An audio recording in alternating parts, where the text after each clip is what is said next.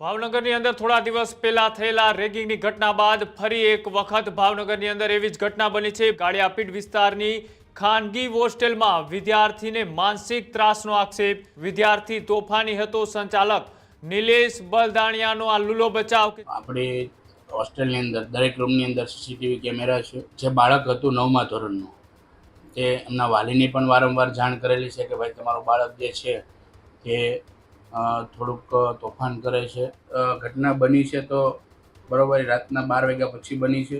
અમારા જે હોસ્ટેલમાં રૂલ્સ છે કે ભાઈ 10:30 રીડિંગ પૂર્ણ થાય તે 11 વાગ્યા સુધીમાં બાળકો સૂઈ જાય।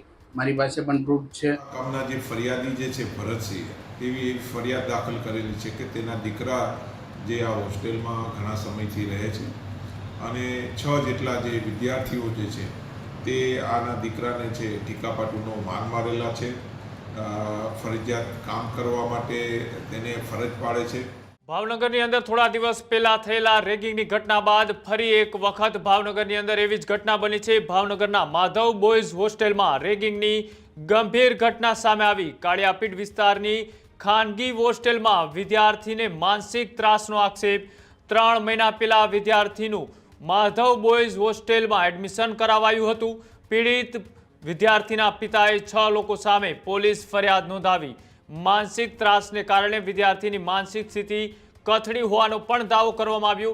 વિદ્યાર્થી તોફાની હતો, સંચાલક નિલેશ બલદાણિયાનો આ લૂલો બચાવ કે જેમાં સંચાલકે ઘટનાને લઈને 2 રેક્ટરના પણ રાજીનામા લીધા। રેગિંગની ઘટના બાદ વાલીઓમાં પણ ભારે રોષ જોવા મળ્યો। માધવ બોયઝ હોસ્ટેલના સંચાલક અને ત્યાંનું જે સંચાલન કરતા છે તેની સામે ગંભીર સવાલો છે તે અત્યારે હાલ ઉઠી રહ્યા છે। પોલીસ ફરિયાદ બાદ સમગ્ર મામલે વધુ તપાસનો દોર છે તે અત્યારે હાલ શરૂ કરવામાં આવ્યો।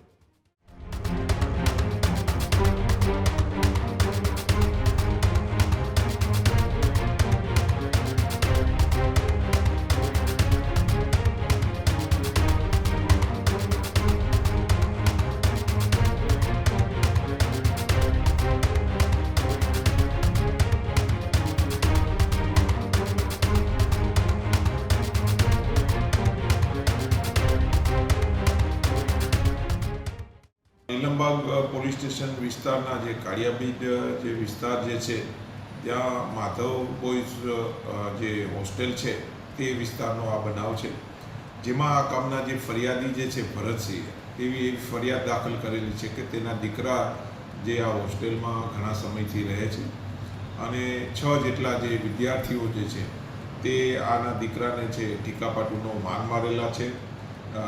ફરજિયાત કામ કરવા માટે તેને ફરજ પાડે છે અને શારીરિક પીડા અને હેરાનગતિ કરતા હોય એ બાબતની 6 વિદ્યાર્થી વિરુદ્ધ નીલમબાગ પોલીસ સ્ટેશનમાં ફરિયાદ દાખલ કરવામાં આવેલી છે અને તેની ઊંડી તપાસ હાલમાં નીલમબાગ પોલીસ સ્ટેશનના એએસઆઈ શ્રી કરવા છે।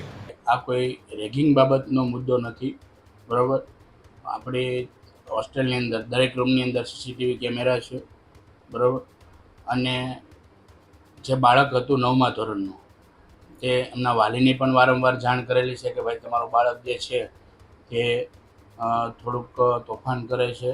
એમના વાલીને 2 વાર કે 3 વાર ઓફિસમાં બોલાવીને તે બાળક સામે ફરિયાદ કરેલી છે કે ભાઈ તમારું બાળક રાત્રે બાળકો સૂતા હોય તો એમના દરવાજા ખખડાવે, રાતના 12 વાગ્યે, બરાબર, એકબીજા બાળકોને ગાળો દે એવું કરતો હતો, બરાબર। અને જે છે એ બાળકો 12મા ધોરણના સાથે પણ રહેતા હતા, રિનિટના બાળકો 4 બાળકો, બરાબર। તો એમની સાથે હળીમળી અને રહેતા હતા।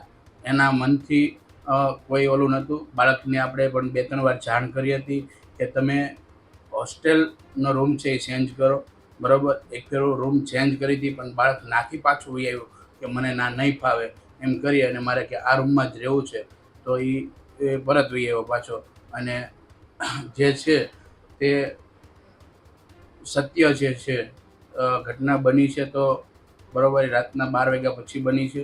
અમારા જે હોસ્ટેલમાં રૂલ્સ છે કે ભાઈ 10:30 રીડિંગ પૂર્ણ થાય તે 11 વાગ્યા સુધીમાં બાળકો સૂઈ જાય।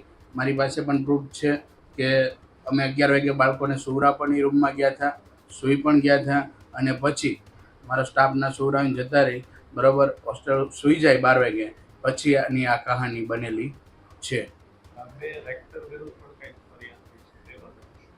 હવે આમાં સાથે રેક્ટરને ઇન્વોલ્વ કર્યા છે, બરાબર. પણ મને જો રેક્ટરનો ફરિયાદ કરી એટલે મેં તરત જ રેક્ટરને રાજીનામેથી મોકલી દીધેલા છે કે ભાઈ આ હોસ્ટેલમાં તમારો નોકરી કરવાનો ચાન્સ નથી.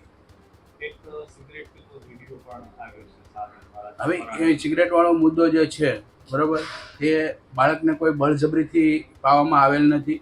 એનો જે વિડીયો જે છે એમાં સ્પષ્ટ બતાય છે કે બાળક પોતે જ તે નાકમાંથી ધુવાડો કાઢે છે, બરાબર. કે પરાણે બળજબરીથી સિગરેટ ન પીતો હોય, અવારનવાર ખ્યાલ પ્રમાણે કે ઘરે જતો હોય ત્યારે કે કોઈ ગલ્લે કે એમ સિગરેટ પીતો હશે, નો ડાઉટ, બરાબર. એ મને ક્યારેય ખ્યાલ નથી.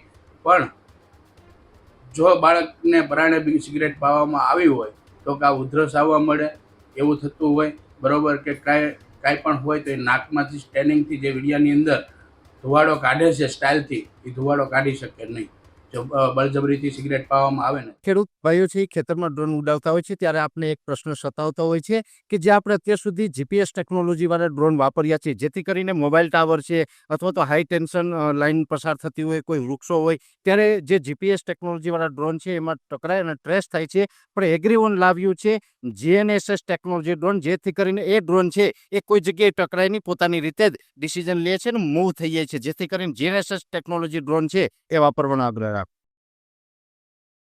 અત્યારે જ ન્યૂઝરૂમ ગુજરાતની યુટ્યુબ ચેનલને સબસ્ક્રાઇબ કરો અને ઇન્સ્ટાગ્રામ અને ફેસબુક પર ફોલો કરો. અપડેટ રહો, સત્યની સાથે રહો.